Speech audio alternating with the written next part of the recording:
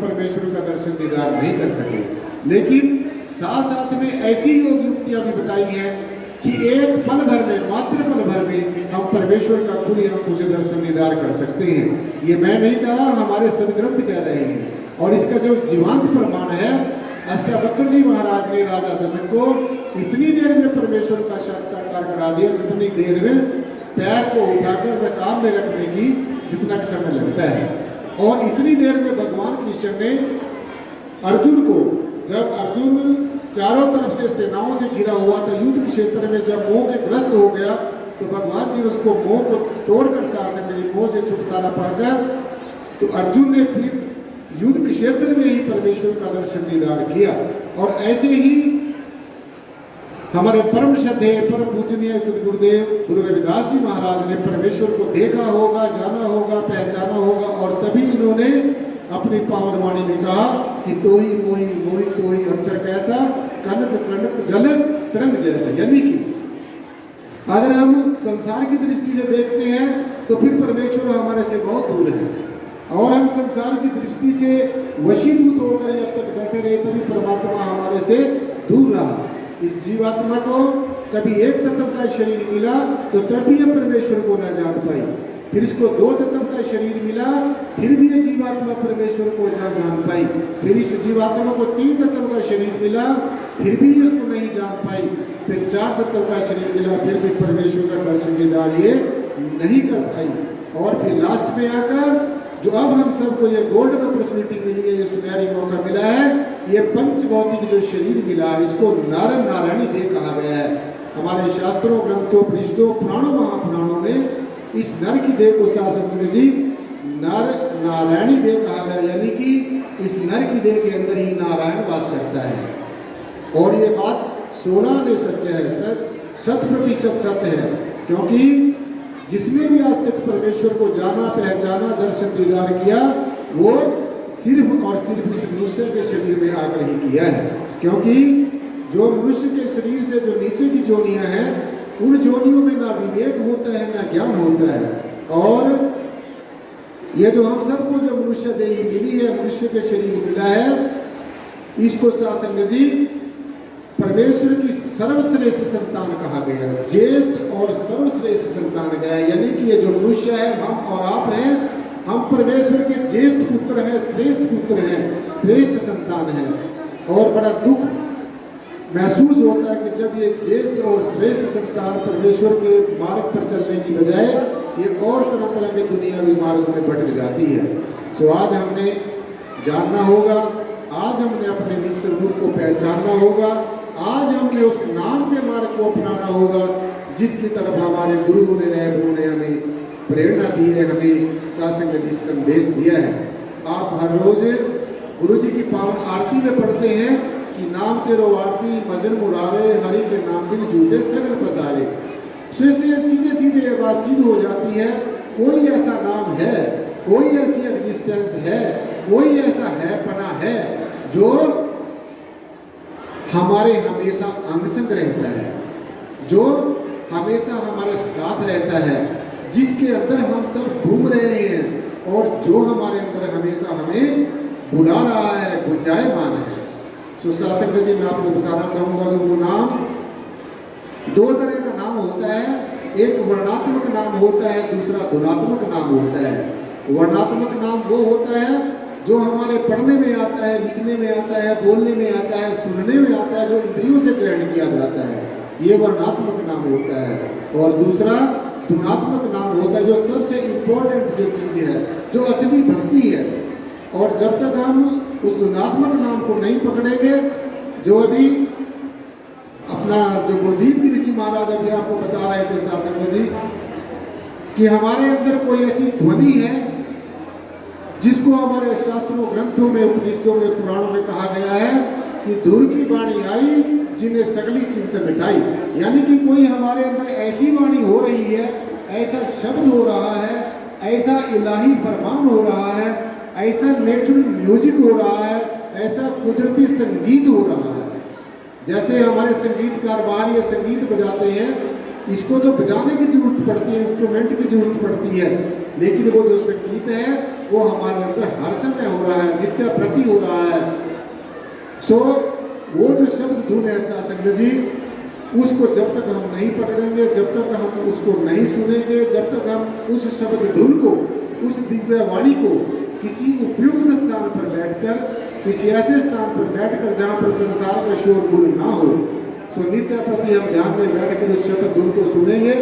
यही सबसे श्रेष्ठ भक्ति है, यही सबसे उत्तम तरीका है, यही परमेश्वर तक पहुंचने का सबसे सुनहरी मौका है और यही सबसे उत्तम योग मुक्ति है। तो इसलिए शासक जी, इस वर्णात्मक नाम के साथ साथ में धुनात्मक नाम का अभ्यास हमने जरूर करना है। और जब तक धुनात्मक नाम का अभ्यास हम नहीं करेंगे, तब तक हमारी ये जो जन्म जन्मांतरों की उलझी पहेली है नहीं सुलझ सकती है। इसीलिए हमारे गुरुओं ने कहा कि दूर की वाणी आई जिन्हें सगली चिंता मिटाई।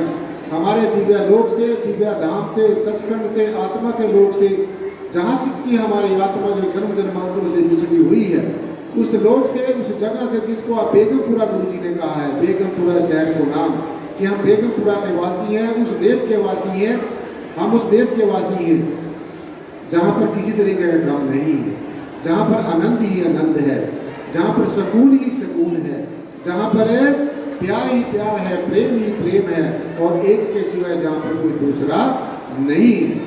जैसे हम एक दूसरे को बुलाने के लिए कोई आवाज़ लगाते हैं, ऐसे ही उस दिव्य ध्यान से, आत्मा के लोक से, ब्रह्म लोक से, सचखंड से आप अपने शब्दों में कुछ भी कहिए, तो हमारी आत्मा को परमेश्वर के प्यार का जो संदेश है वो नित्य प्रति आ रहा है। और वो जो दिव्य धुन है, जो शब्द धुन है, जो अनाहत शब्द है, जो इलाही फरमान है, जो नेचुरल म्यूजिक है, जो कुदरती संगीत है, वो हमेशा हमेशा के लिए हमारी आत्मा को परमेश्वर के साम्राज्य में बुला रहा है। तो मैं आपको सीधा सीधा शासन में यही आज संदेश देना चाहता हूँ, यही बेनती करना चाहता हूँ कि बाहर की जो कोई कपोल कल्पनाओं में आप ज़्यादा ना उलझे, बाहर की मान्यताओं में ना उलझे, बाहर के बेकार के रीति रिवाजों में ना उलझे, बाहर के बेकार के फैशनों में ना उलझे। सबसे इम्पोर्टेंट चीज़ है शासन जी, वो यही है कि हम इस दिव्य वाणी को सुने, हम इस दिव्य संगीत को सुने, हम इस दिव्य शब्द धुन को सुने, तभी जाकर हमारा जो जन्म जन्मांतरों का उद्धार और सुधार हो सकता है। वरना ऐसे नहीं है हमारा जीवन चला जाए जैसे अज्ञानता के वश, नासमझी के कारण हमारे जो है शासन जी दूसरे जीवन चले गए हैं। तो इस जीवन को फायदा उठाने के लिए, लाभ खटने के लिए, इस जीवन को उद्धार और सुधार करने के लिए आओ आज परम श्रद्धेय सदगुरुदेव रामदयाल जी महाराज की वर्षी के उपलक्ष्य में जो इस दिव्य समागम हो रहा है, और जो संत महापुरुष आज आप अपना संदेश देकर गए हैं, आज हमने आज यहाँ से यही सीख लेकर जानी है कि हमने उस मार्ग को अपनाना है जो हमारे संतों महापुरुषों ने कहा है, अपनी तरफ से कोई अलग से फैशन नहीं बनाना है। सो इसलिए शासन जी आज हमने यही संकल्प करना है कि हमने अपने सदगुरुओं के द्वारा दिया गया जो संदेश है, उपदेश है, उसको अपने हृदय में धारण करना है और उसी संदेश को अपने हृदय में शासन जी धारण करके अपनाकर अपने जीवन को धन्य करना है। और जो गुरु जी की जो पावन वाणी है, गुरु जी ने एक जगह कहा है कि एको ब्रह्म है सकल माही और सकल ब्रह्म माही, रविदास ब्रह्म सब भेष माही और बिन ब्रह्म कुछ नाही। यानी कि ब्रह्म के बिना, परमात्मा के बिना, परम तत्व के बिना और सब चीजें सारा कुछ मिथ्या है, झूठा है। सिर्फ और सिर्फ जो ब्रह्म है, जो परम तत्व है, परमात्मा है, जिसको अनेकों नामों से पुकार रहे हैं, यही सिर्फ एक ऐसी हस्ती है। जीवन को धन्य करने के लिए गुरु जी के संदेश को अपनाना हमारे लिए बहुत जरूरी है, बहुत जरूरी, अति जरूरी है। एक तो ब्रह्म है सकल, हमारी सब जगह पर परमेश्वरी परमेश्वर है, साकार में निराकार है, निराकार में साकार है, रचना में रचना करने वाला है, रचना करने वाले में रचना है, दृश्य में दृष्टा है, दृष्टा में दृश्य है, देखने वाले में दिखने वाला है और देखने वाले में दिखने वाला है, दिखने वाले में देखने वाला है। यानी कि एक के सिवाय दूसरा कोई नहीं है, और जो दूसरा हम समझ रहे हैं यही हमारी सबसे ज्यादा इग्नोरेंस है, अज्ञानता है, ना समझी है। एक को एक एक प्रभु आप, पूर्ण पूर्ण रहा प्रभु व्याप, अनेक विस्तार एक से भय, जब एक आराधना तो प्राचत भय। तो जैसे बाबा साहब डॉक्टर भीमराव अंबेडकर जी ने हमें एक संदेश दिया है कि शिक्षित बनो, संगठित रहो और संघर्ष करो। मैं भी आपको एक अध्यात्म का सूत्र बताता हूँ, एक को जानो, एक को मानो, एक हो जाओ। हम ये जाने कि हम सबका परमपिता परमेश्वर एक है। अब्बद अल्लाह नूर उपाय, कुदरत के सब बंदे, एक नूर से सब जग उपजा, कौन भले कौन बंदे। हम सबका परमेश्वर एक ही है, इसलिए हम एक ही परमेश्वर को जाने, एक ही परमेश्वर को माने। और आज जो ये तरह तरह के मित्रबाजी में, तरह तरह के ग्रुपों में जो लोग बंटे हुए हैं, और गुरु जी को संदेश को जन जन तक पहुंचाए और एक ही मंच पर हम सारे संत महापुरुष और सार की सारी जो शासन है वो इकट्ठी होकर गुरु जी के संदेश को जन जन तक पहुंचाना है। तो शासन जी ज़्यादा समय ना लेते हुए, स्टेज सेक्रेटरी साहब इधर बार बार देख रहे हैं, तो ज़्यादा समय ना लेते हुए, क्योंकि और सब तो महात्मा ने भी आपको अपना संदेश देना, उपदेश देना है। बोलने में कोई त्रुटि हो गई उसके लिए बार बार क्षमा का याचक, क्योंकि मैं तो अभी स्टूडेंट हूँ, एक विद्यार्थी अभी सीख रहा हूँ। मैं कोई ज़्यादा अपना कोई उच्च कोटि का संत महापुरुष और कोई प्रचारक नहीं हो।